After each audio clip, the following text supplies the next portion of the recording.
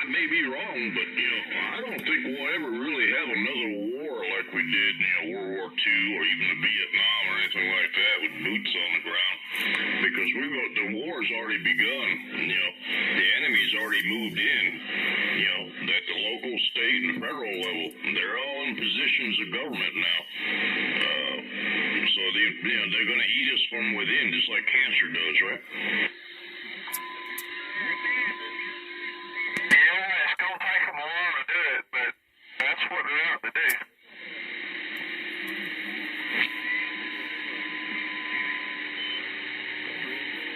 Unless people wake up, it's a no-brainer what's going to happen. I mean, look at the immorality. I guess that's the word I want to say. I try not to be judgmental on things, but holy crap. I mean, there's some sick, twisted folks up in the government right now.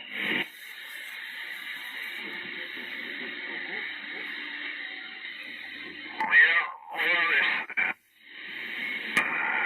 we've got sympathizers that are sympathizing with people that want to sleep with dogs and cats and chickens and their own gender. I mean, that's messed up because ain't nobody figured that out. Yeah, that's what I'm referring to. And it's, what y'all do behind closed doors, your dang business as long as you don't interfere with me. But now it's got to the point where they got moved into positions where they are interfering with us. They're telling us we're wrong. Oh, wait a minute, back up a minute. That little picture I sent you there speaks loud words, don't it? It does.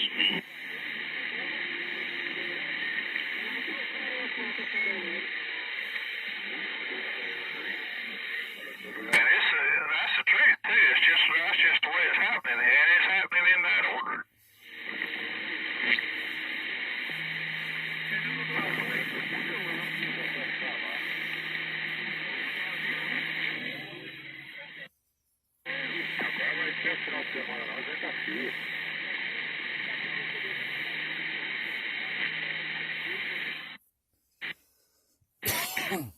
Well, the sad part is it's just like, I was a member of OIDA, Owner-Operators Independent Trucking Association, or Drivers Association. And, paid yearly dues and all that. And at one time, we had a big voice in the trucking industry. But little by little, the big guys, got money and backing, lots of money, able to increase their fleet sizes and put pressure on us owner-operators till one by one, they started falling out. And we started losing our voice. We had a voice, but we didn't have enough backbone left to us. And it's the same thing as what's happening with the government. The government, slowly but surely, won over, a lot of folks, give them handouts, give them this, give them that. Oh, you need money? No problem. And it won them over to where the folks with common sense don't have the damn voice anymore.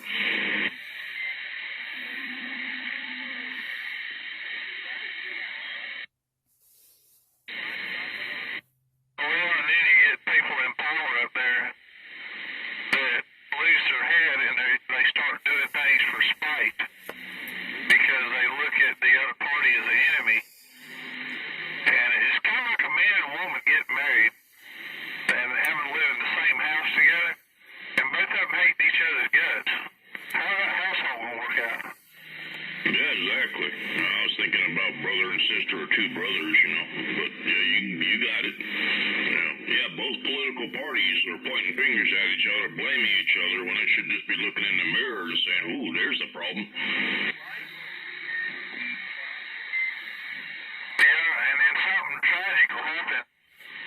They'll lose all their children or whatever, and then they'll realize, oh my God, we need each other. Because we don't have anybody else.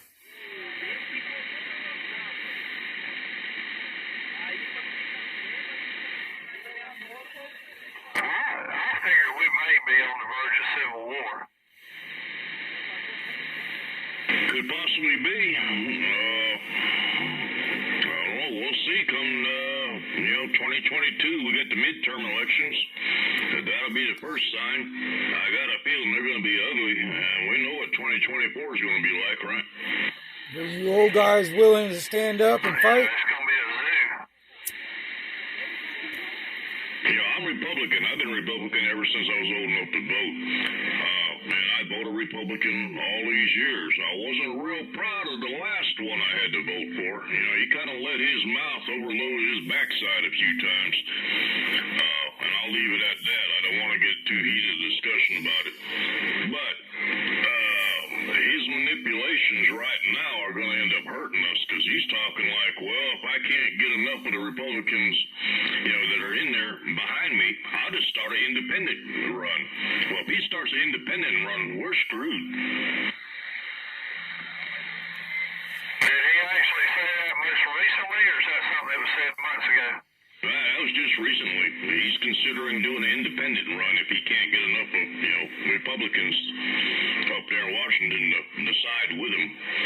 You know, they're all kind of giving him a hands, you know, ice cold shoulder. You know, ooh, we had enough. Well, I can't say I blame him, because he's made a damn idiot out of himself. He just needs to retire and just stay out there on the golf course and worry about his own personal issues. But if he goes independent, it's going to kill us. That left-right paradigm is bullshit anyway, dude. Well, DeSantis, I figured DeSantis will run it because he hates Biden with a passion.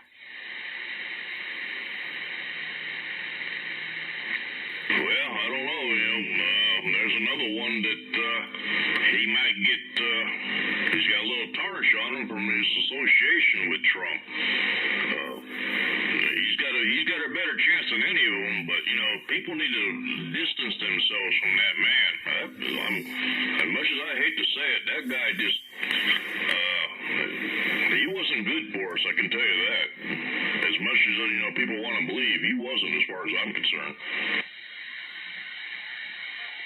Well, you just kind of have to take the scales and put them out there and weigh the good stuff on one side, the bad stuff on the other. Yeah, you know, I look at it this way. He was the lesser of the two evils, compared to what was running at the time when he was running for election. He was definitely the lesser of the two evils. Damn sure didn't want Hillary in there. But, it's just, damn, I wish he would have conducted himself a lot better. The lesser of the two eagles means evil still wins. Have a big mouth, ain't no doubt about that.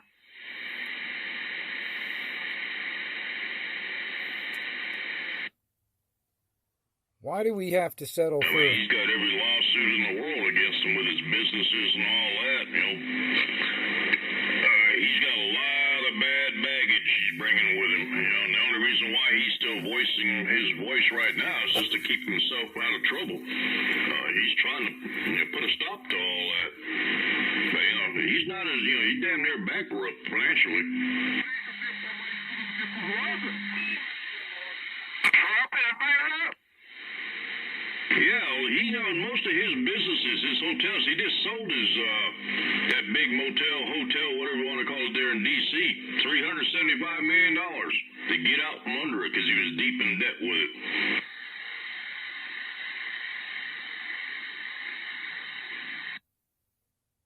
Yeah, look that up and see what he has on loans that, you know, he's behind on.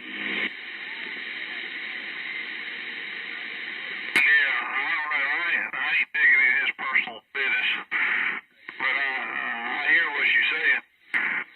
There's some stuff I don't think it's nobody's business, and how much money a man's got is one of them. Yeah, but it lends to credibility. You know, he runs around, you know, beating his chest like he's the richest man in the world. And yeah, probably is in one way or another, but he's rich at another man's expense. You know, he owes everybody.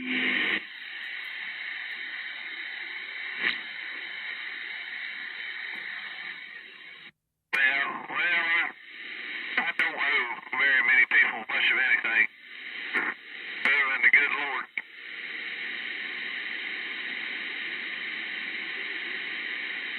Yeah, I can raise a bump on my head and knock on wood, however you want to call it there. And I can also say right at this point in time, I don't have any debts. Well, I'm glad for that, because I don't think I could swing too much of that nonsense right now, right? I think I owe about $300.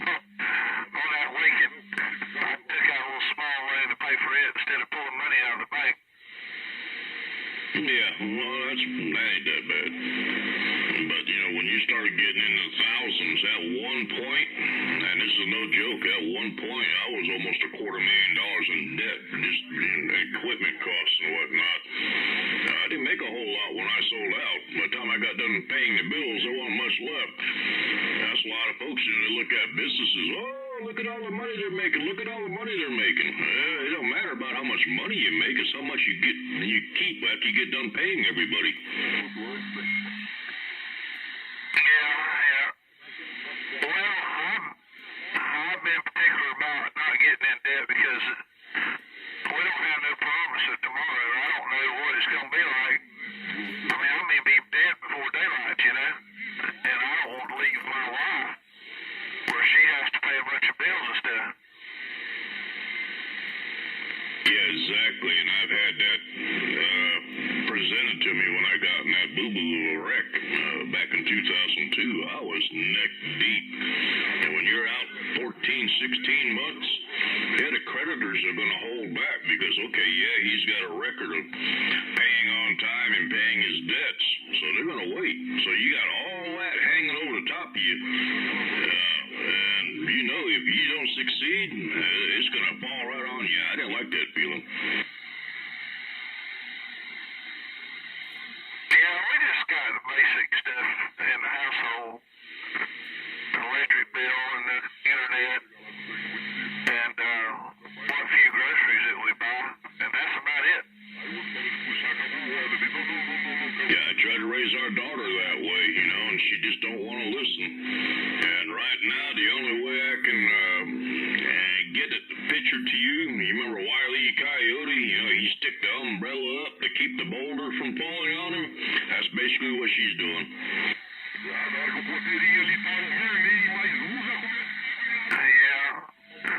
Well, my daughter, my youngest daughter, my oldest one hasn't made all the right decisions. My youngest one, I think I told you about her and her husband. When I give them that property over there, they come running over there. Oh, we got this package deal. This double wide 75-foot mobile home with a well and septic tank and all this for $130,000. I said, are y'all out of y'all's mind? I said, you can build a house for that. They run back over to his daddy. He looked at him, he said, are y'all out of y'all's mind? And then they went and had a house built after that. Well, at least they sought some advice inadvertently, right? Yeah, and then when she married him, he had about, he didn't have too bad, Single family, he had about $12,000, $14,000. He was paying off a high interest loan at First Federal Savings and Loan. And I told my daughter, I said, you need to go to the credit union and issue a credit card because they have credit cards that have less interest on than what he has on that loan. And I said, you need to tell them at the credit union, you need a credit card that you can cover his whole loan with. And I said, you can cut the interest by 2/3 that way. And she did that, and they paid that little loan off in less than a year. Yeah, you can do it that way. That's one thing I've always dealt with was credit unions. I had my fill of the one bank that I used, and I got my fill of them by 1990. That was Bank of America. After that, I went credit union, man. I never looked back. Yeah. Well, she learned that way because we did the same thing. I mean, I sat down with the lady at our credit union and asked her what was the best way to, because I had good credit with them. And at the time, I never even had a credit card. She said, James, you may not like credit cards, but she said, this is the cheapest route to go. Yeah, a young person start off with like a $300 limit or something on the card and get a few little things and pay it off. Not enough and just build it up. But they got to get themselves in a habit to when they use that card, they know, come the first of the month or 15th of the month, whenever the bill comes due, you pay the bill. And you build it. Bad Babcock was another one. I mean, for furniture stuff, you get a TV, build your credit up, but you got to pay the bill. The bad thing about it is these young folks today, they rely too heavily on the credit cards. Oh, I'll get it, I'll pay it, and then they start borrowing against their paycheck, in the meantime, and they get themselves in trouble. I know one right now, he's about $22,000 in debt with a credit card. Yeah, I would never do that. The lady up at the credit union, Eleanor, and I got to talk with her. She said, and it's been, 15 years ago we had this conversation. She said, your wife don't have any credit. She said, all the credit is in your name. She said, what if something happens to you? How is she going to buy anything? And I said, what do we need to do? She said, you need to get a credit card in her name, and when you guys go on vacation, start using her credit card instead of yours. Yeah, exactly. So we did that. We went on vacation and spent, $2,000-$3,000 vacation and everything. Then she paid off so much a month, build her credit up her name.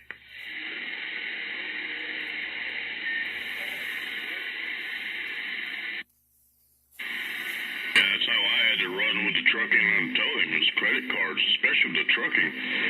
The fuel bill, every time you fuel up, towards the end it was $1,200 every time I fueled that Peterbilt up. So, you ain't going to have that kind of cash on you, so I'd use a credit card. And it kind of helped because you're waiting for the invoices to come in. You done turned them into the shippers, and you're just waiting for payment. Sometimes that'd be 30, 45 days. So I was real lucky to be blessed. They would have had a credit card, but you had to pay it, right? Oh, yeah, we've always paid our bills. The man we bought our land from, he said, man, you and your wife, the best investments I ever had.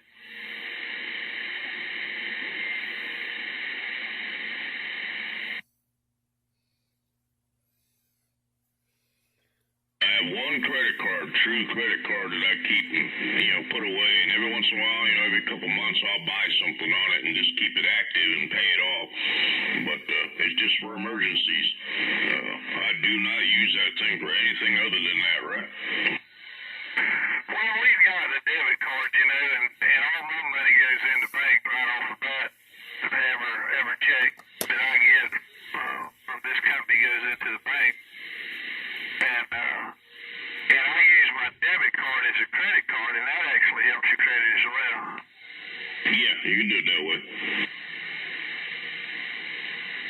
But just keep your credit cards, like your Visa or MasterCard, whatever you use, your true Visa or your true MasterCard, kind of keep them active, get a little something every couple months and pay it off over time.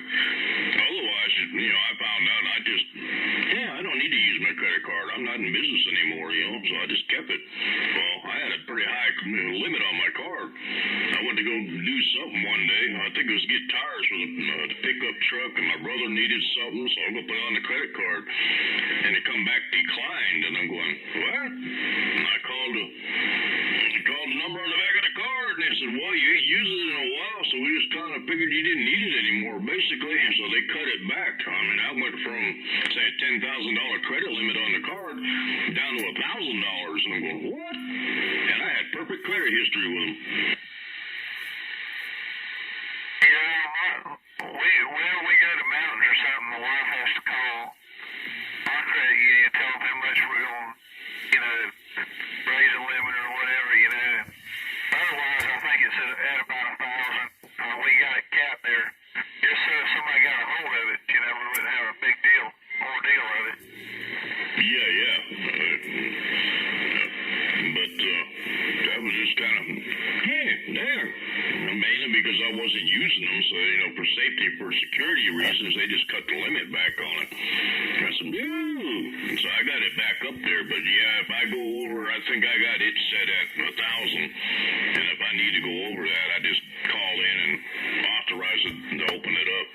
Same way with the debit card with the bank. I think my bank is 500, with Panhandle Educators. I got a limit of 500 on that, on a debit and credit cards. In case somebody gets a hold of it. I went out of town, just not very far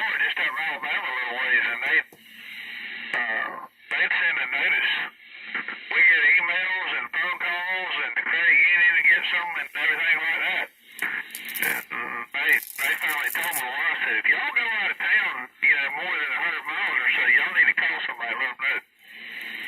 Yeah, exactly. Because you start basically an algorithm. You got a routine where you get your gas, where you stop to do this, where you stop to do that, and you do that for 5-6 months or so at a time, and all of a sudden you pop up in New Orleans. Yeah, that's gonna throw some flags. And I guess that's a good thing, you know. Oh yeah, it is a good thing. The worst experience I ever had though was using Home Depot, using a dang card at Home Depot. I had to happen twice. The second time it happened, I mean, it was when the card got used, I was here. It was down in Miami. The bank took care of it. You know, the credit card company took care of it, and then it gave me a year of life lock, and that helped. But I tell you what, be careful how you use your card at Home Depot and Lowe's and all that, right? I worked one Saturday down in Panama City off Thomas Drive. And me and some of the guys that Saturday went for lunch at one of the restaurants down there. And I guess that waitress in there, she copied my numbers down and sold them on the internet to somebody, somehow or another. We had, I had like $600 in Las Vegas, Nevada spent at a couple of grocery stores or department stores or something. And we called them up and said, hey, this ain't us. And they stopped it. And they traced it back to that restaurant. Somebody in that restaurant done it. I figured it was that waitress. More likely. But they sell your credit card, say, oh, here's a credit card with no limit on it. And we'll sell it to you for $200. And then she gets the $200 from PayPal, and then whoever takes that number and runs with it.